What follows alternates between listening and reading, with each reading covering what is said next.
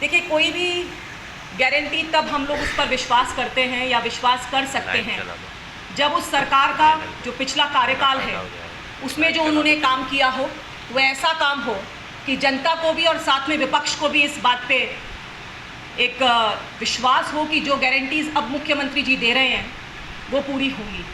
मुझे लगता है समय तो ये है कि 5 साल में जो मुख्यमंत्री जी ने किया उसका रिपोर्ट कार्ड पेश करना था।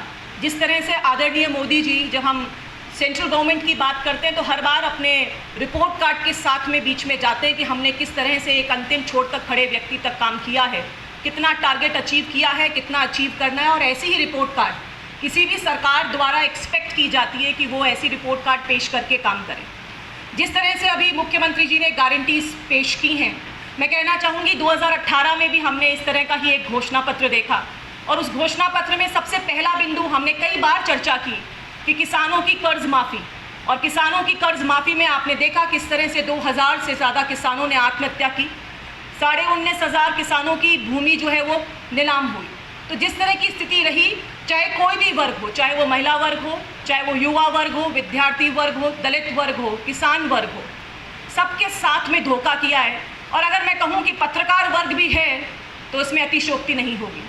अतिशयोक्ति इसलिए नहीं होगी, जिस लैपटॉप की बात हर बार की जाती है, उन्होंने अब की बार गारंटी के अंदर एक लैपटॉप की बात की। आप लोगों को लैपटॉप मिल गए क्या? जिस तरह का वादा उन्होंने विधानसभा में किया था वो वादा आज तक धरातल पे नहीं है। मैंने सुना कि 10,000 रुपये भी पत्रकारों से अभी अक्टूबर में कोई स्कीम निकली उसमें जमा करवाए हैं किसी भूमि के लिए, लेकिन वो भी पूर्ति उन्होंने नहीं की। तो साफ साफ ये दिखता है कि कोई सा भी वर्ग हो राजस्थान का, कांग्रेस सरकार की झूठी गारंटीज से उन परेशान है। और इसीलिए मैं कहती हूँ कि झूठी कांग्रेस और झूठी कांग्रेस की गारंटीज। जब 2018 के घोषणा पत्र की बात करते हैं तो हमने कई बार इस बारे में बात करी कि 2018 के अंदर बहुत सारी ऐसी घोषणाएं थी जो आज तक धरातल पे आई नहीं, पूरी नहीं हुई। लेकिन मैं बात करना चाहूँगी 2 प्रदेशों की भी। अभी पिछले 1 साल के अंदर 2 प्रदेशों के अंदर कांग्रेस पार्टी आई और आने से पहले उन्होंने कुछ गारंटीज, जैसा राजस्थान में ये लोग कर रहे हैं वैसी ही गारंटीज अनाउंस की। और उन गारंटीज की क्या हालत हुई, क्या स्थिति है, उस बारे में आप लोगों को आज मैं अवगत कराना चाहती हूँ। सबसे पहले हिमाचल प्रदेश की हम बात करें तो हिमाचल प्रदेश में महंगाई का बहुत बड़ा इशू उन्होंने बनाया, लेकिन जैसे ही ये सरकार आई, डीजल के ऊपर 3 रुपया वैट जो है वो कांग्रेस पार्टी ने आते ही सरकार में लगाया। यानी जो 7.5 रुपये वैट था वो 10 रुपये 40 पैसा हो गया कांग्रेस पार्टी के आते ही, उनके शासनकाल के आते ही। उन्होंने कहा कि पहली कैबिनेट बैठक में कि कब वो योजना जो है, जो घोषणा है वो धरातल पर आएगी। उन्होंने सरकार थी उसमें 1350 रुपये मुआवजा पहले से दिया जा रहा था, उसको भी उस सरकार ने आते ही बंद कर दिया। हिमाचल में सरकार ने कहा कि आते ही 300 यूनिट बिजली फ्री दी जाएगी, लेकिन अभी तक इसका कुछ भी नहीं हुआ। आप देखिए कि 1 साल के लगभग समय हो चुका है, लेकिन अभी भी वहाँ पर जो वादा था 300 यूनिट बिजली फ्री देने का, वो वादा धरातल पे नहीं आ पाया। उन्होंने कहा युवाओं के लिए 680 करोड़ का स्टार्टअप फंड स्टार्ट करेंगे, लेकिन युवा अभी भी इंतज़ार कर रहे हैं उसी तरह से जिस तरह से राजस्थान के युवा ने इंतज़ार किया 5 साल कि बेरोज़गारी भत्ते का जो वादा किया था वो वादा यहाँ पूरा नहीं हुआ। और उसके बीच में उन्होंने कोई ना कोई टर्म्स कंडीशन डाल के, इंटर्नशिप की कंडीशन डाल करके उस पूरी योजना को बिल्कुल ख़त्म कर दिया। उन्होंने वादा किया कि मोबाइल क्लिनिक से हर घर में लोगों को मुफ्त इलाज की सुविधा पहुंचाएंगे, लेकिन वो सुविधा भी आज तक हिमाचल प्रदेश में स्टार्ट नहीं हुई। कहने का मतलब, जिन राज्यों के अंदर कांग्रेस पार्टी की सरकार आई, उन राज्यों के अंदर जो अनाउंसमेंट चुनाव से जस्ट पहले हुए, उनकी धरातल पे स्थिति क्या है ये आप लोगों के बीच में रखना चाहती हूँ, राजस्थान की जनता के बीच में आप लोगों के माध्यम से रखना चाहती हूँ। कर्नाटक की अगर मैं बात करूँ तो वो जो वहाँ के डिप्टी सीएम है, उनका डायलॉग आप लोगों ने सुना होगा, उनका स्टेटमेंट सुना होगा।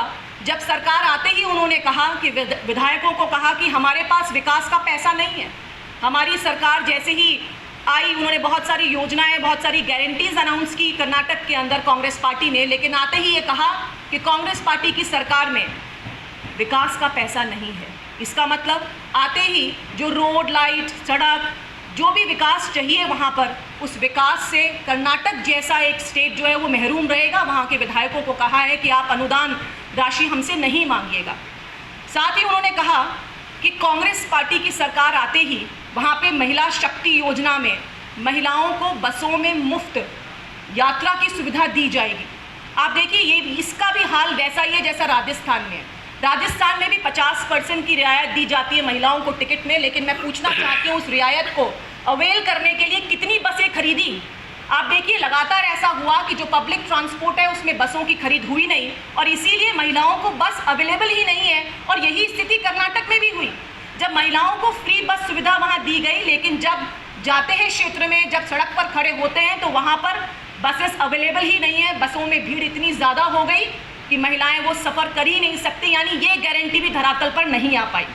उन्होंने गृह ज्योति योजना की बात करी, उन्होंने मुफ्त बिजली की बात करी वहाँ पर, लेकिन वहाँ पे लगातार कटौती हुई और सरकार आने के साथ ही 3 रुपये प्रति यूनिट की बढ़ोतरी सरकार ने, कांग्रेस पार्टी की सरकार ने कर्नाटक में आते ही की। ये है गारंटी की धरातल पर स्थिति कि कैसे हिमाचल के अंदर तो बिजली में वैट बढ़ाया गया और उतना ही अमाउंट कर्नाटक के अंदर बिजली की दरों में 3 रुपये के लगभग बढ़ाया गया। तो जिस तरह से ये गारंटीज़ देते हैं उनकी धरातल की स्थिति मैं आपको बताना चाहती हूँ। ऐसे ही कांग्रेस ने अन्न भाग्य योजना के माध्यम से 10 किलो चावल प्रति व्यक्ति देने की घोषणा की, लेकिन चावल अवेलेबल नहीं करा पाए और इसीलिए धरातल पर आकर के ये योजना क्रियान्वयन नहीं हो पाई। उन्होंने अनाउंस किया कांग्रेस ने कि युवा निधि के तहत बेरोजगार स्नातकों को प्रति महीने 3,000 रुपये बेरोजगारी भत्ता देने की घोषणा की, लेकिन अब तक उस घोषणा में एक भी बेरोजगार को पैसा नहीं मिला। मैं तो यही कहना चाहूँगी कि हमारे राजस्थान के अंदर जिस तरह से बेरोजगारों के साथ में भत्ते का जो हश्र हुआ, जिस तरह से किसानों की कर्ज माफ़ी का जो हश्र हुआ, जिस तरह से महिला सुरक्षा का दावा करने वाली कांग्रेस पार्टी सरकार का जिस तरह से वो दावा बिल्कुल हवा हो गया, क्योंकि महिलाओं की सुरक्षा में लगातार राजस्थान लगातार नीचे आता गया। इसीलिए जनता जो है वो कांग्रेस पार्टी पे विश्वास नहीं करेगी। 7 गारंटियों की बात करते हैं, लेकिन पिछला जो हिसाब किताब है उस पर चर्चा नहीं करना चाहते। आज गहलोत जी बात ये ज़रूर करते हैं कि 7 गारंटीज़ में मैं डिबेट को तैयार हूँ। आप बताइए डिबेट क्या इस बात पे नहीं होनी चाहिए कि आपने क्या क्या किया। अब वो समय है कि रिपोर्ट कार्ड पेश की जाए कि आप लोगों ने क्या क्या किया, क्या करोगे जिसका कोई रोड मैप ही नहीं है, क्या करेंगे जिसकी कोई प्लानिंग ही नहीं दी। हमने पहले भी चर्चा की कि हमारे राजस्थान की जो वित्तीय स्थिति है वो बहुत नीचे आ चुकी है। आप लोग भी बहुत सारे सरकारी अधिकारियों से बातचीत जब करते होंगे तो वो हमेशा इस बात की चिंता करते हैं कि अगले महीने सैलरी कहाँ से आएगी, रोडवेज कर्मचारी हो, दवाओं के पैसे हो, पेंशन के पैसे हो, कहाँ से आएंगे राजस्थान के अंदर, इसका रोड मैप कहीं पर भी नहीं है।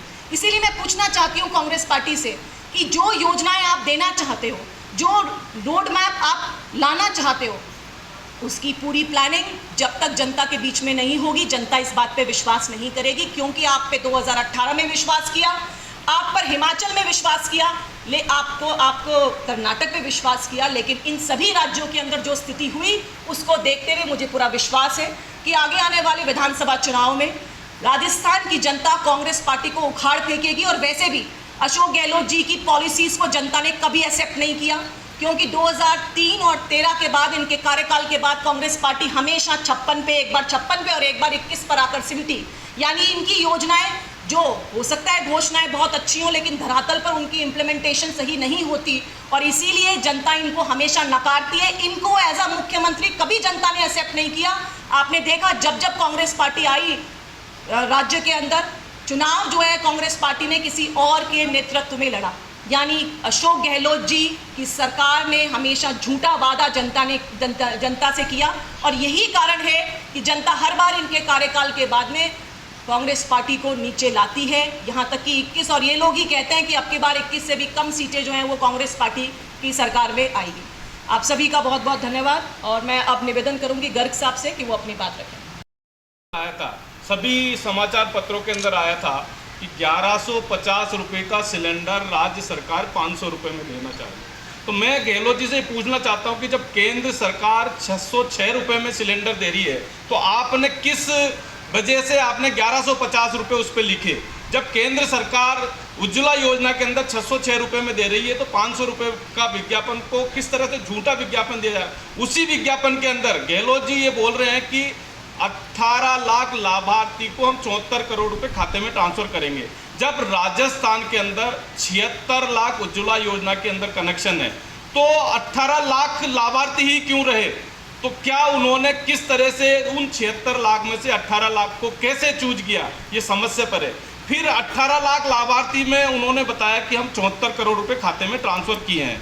अब मैं ये जानना चाहता हूं कि जब 606 रुपए में केंद्र सरकार दे रही है, 500 रुपए में राज्य सरकार दे रही है, तो 106 रुपए प्रति सिलेंडर का भी अगर आप देखते हैं तो 18 लाख लाभार्थी में ट्रांसफर किए, तो 18 लाख को 106 से ट्रांसफर 6 से मल्टीप्लाई करेंगे तो लगभग मेरे ख्याल से 18 करोड़ रुपए के लगभग आते हैं, जो उन्होंने 74 करोड़ रुपए उसको बताया। तो ये एक समझ से परे कि किस तरह से करोड़ों रुपए का विज्ञापन, झूठा विज्ञापन राज्य सरकार और गहलोत जी दे रहे हैं। तो यही एक गारंटी का ये समझ में आता है कि राजस्थान की जनता को किस तरह से बेवकूफ़ बनाया जाता है। इन्होंने जो 2018 के अंदर जो गारंटी दी थी, वो गारंटी पिछले 5 साल के अंदर पूरी नहीं है। वो तो आप लोग भी जानते हो कि किसानों के साथ किस तरह से अन्याय हुआ।